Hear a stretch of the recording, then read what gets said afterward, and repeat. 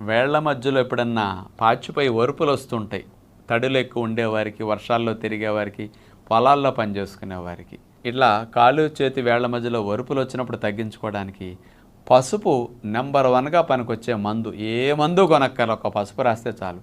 ఈ మధ్య ఒరిజినల్ పసుపు దొరక్క ఫలితాలు పెద్దగా రావట్లేదు. అది కూడా కల్తీ అయిపోయింది చివరికి.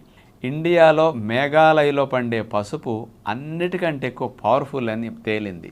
పసుపులో కర్క్యూమిన్ అనే ఔషధ గుణం ఉంటుంది.